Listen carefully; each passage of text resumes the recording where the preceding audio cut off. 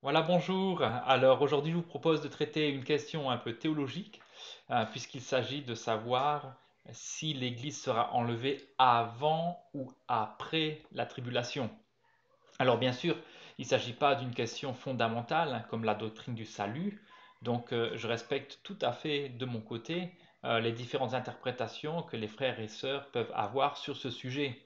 Il ne s'agit pas du tout de vouloir forcer une interprétation, mais je souhaite vous présenter trois arguments en faveur d'un enlèvement avant la tribulation. Donc trois arguments en faveur d'un enlèvement avant la tribulation.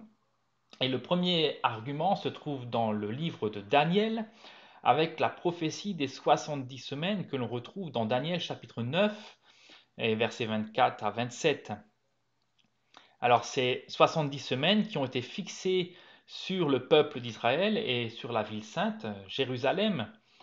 Et donc, dans ces 70 semaines, on retrouve une période de 69 semaines qui commence à partir du moment où la ville est rebâtie et 69 semaines jusqu'au conducteur, au Messie, à Christ. Ces 69 semaines, on va considérer que ce sont des semaines d'année. Ça veut dire que un jour, c'est égal à un an. Donc, ça veut 7 jours pour une semaine, c'est du coup 7 années.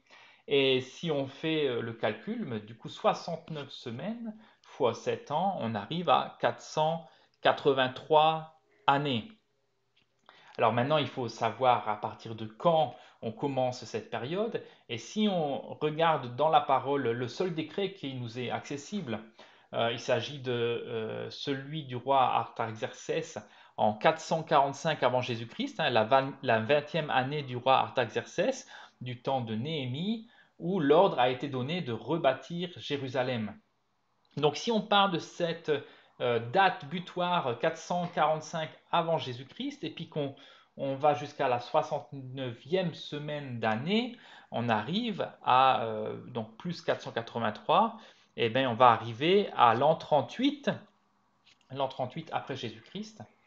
Et on sait par ailleurs dans Luc que Jésus a commencé son ministère quand il avait à peu près 30 ans.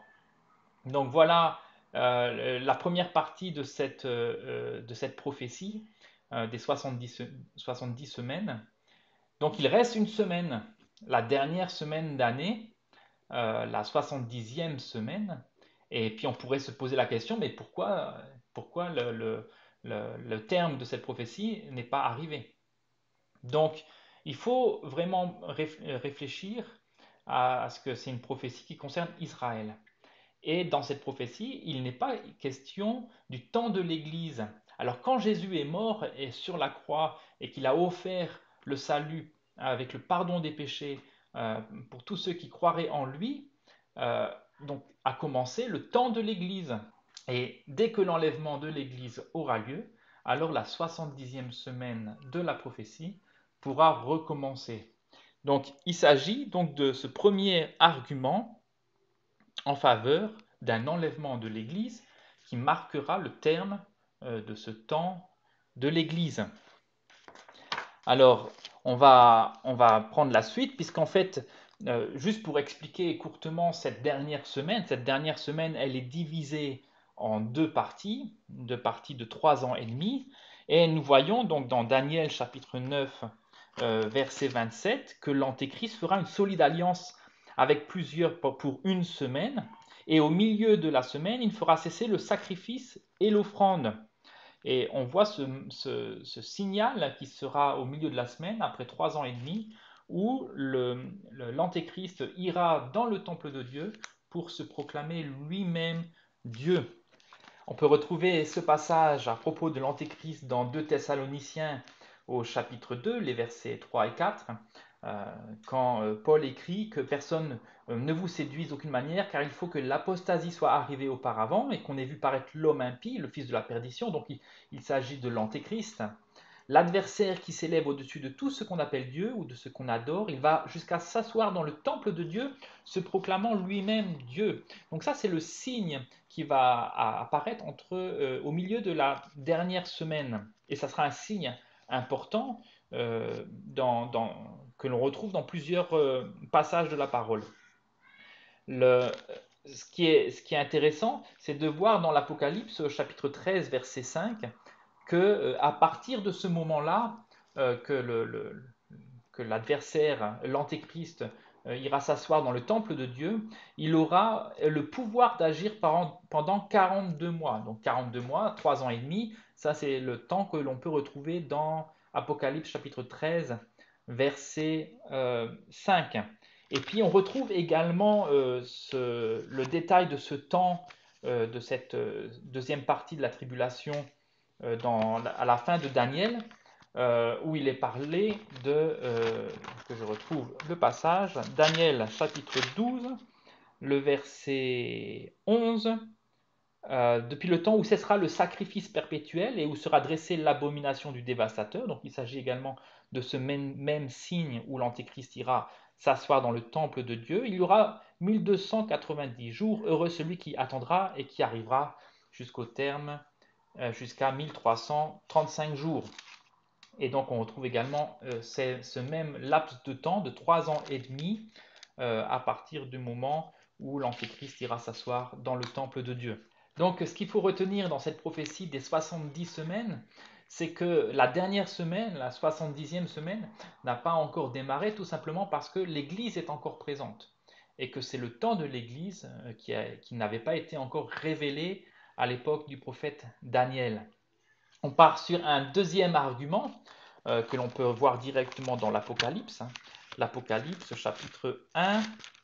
Et ici, on voit en fait au chapitre 1, verset 19, le plan que Dieu donne à Jean pour écrire son Apocalypse. On voit au verset 19, écris donc ce que tu as vu, ce qui est et ce qui doit arriver ensuite. Et Jean reprend ce plan avec ce qu'il a vu au chapitre 1, ce qui est au chapitre 2 et 3 avec les lettres aux 7 églises. Donc il s'agit ici du temps de l'église. Et on voit ensuite ce qui doit arriver à partir du chapitre 4. Et quand on lit Apocalypse chapitre 4, les premiers versets, on voit après cela, je regardais et voici une porte était ouverte dans le ciel. La première voix que j'avais entendue, comme le son d'une trompette, et qui me parlait, dit, monte ici et je te ferai voir ce qui doit arriver dans la suite.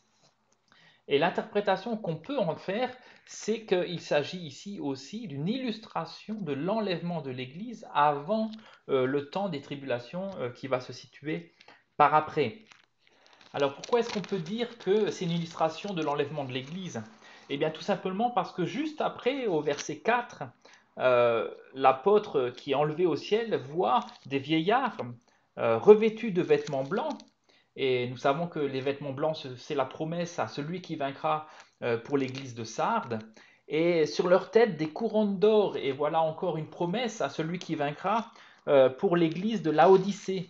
Donc, c'est pas étonnant de voir dans le ciel les chrétiens, puisque en fait, ils sont précédemment été enlevés. Il y a également un autre point qui peut appuyer cette interprétation, puisqu'on voit au verset 1 la voix que Jean entend, comme le son d'une trompette et qui me parlait et qui dit monte ici. Et si on lit maintenant dans 1 Thessaloniciens, verset 4, chapitre 4, le verset 16 et 17, on voit car le Seigneur lui-même a un signal donné à la voix d'un archange et au son de la trompette de Dieu descendra du ciel et les morts en Christ ressusciteront. Et donc on voit que la résurrection et l'enlèvement de l'Église se fera également au son de la trompette de Dieu. Donc on va maintenant proposer une troisième argumentation par rapport à l'enlèvement de l'Église avant le temps de la tribulation. Donc nous prenons dans Luc chapitre 12 et on va prendre la parabole sur la seconde venue de Christ, quand Jésus dit que vos reins soient sains et vos lampes allumées, et vous soyez semblables à des hommes qui attendent que leur maître revienne des noces, afin de lui ouvrir dès qu'il arrivera et frappera. Verset 37, heureux ces serviteurs que le maître à son arrivée trouvera veillant, je vous le dis, il se scindra, les fera mettre à table et s'approchera pour les servir. C'est une parabole qui peut nous laisser perplexes et on pourrait poser la question, comme Pierre l'a fait d'ailleurs au verset 41, Seigneur, est-ce à nous ou à tous que tu adresses cette parabole? Euh, Parce que tout simplement, le Seigneur, il parle de lui-même qui reviendra des noces pour prendre ceux qui veilleront. Et nous savons que l'Église participera aux noces de l'agneau. C'est ce que l'on peut lire dans Apocalypse, chapitre 19. Apocalypse chapitre 19, le verset 7. Réjouissons-nous, soyons dans l'allégresse et donnons-lui gloire, car les noces de l'agneau sont venues, son épouse s'est préparée, et il lui a été donné de se revêtir d'un fin lin éclatant, pur, car le fin lin, ce sont les œuvres justes des saints. Et l'ange me dit, écris, heureux ceux qui sont appelés au festin des noces de l'agneau. Puis il me dit, ces paroles sont les véritables paroles de Dieu. Donc si l'Église participe aux noces de l'agneau, pourquoi est-ce que le Seigneur parle d'une arrivée après les noces pour chercher ceux qui l'attendront?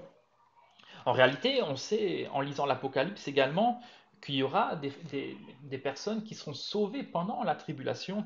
Ça, on peut le trouver dans Apocalypse chapitre 7, verset 14, quand Jean voit ceux qui sont sauvés, et ce sont ceux qui viennent de la grande tribulation.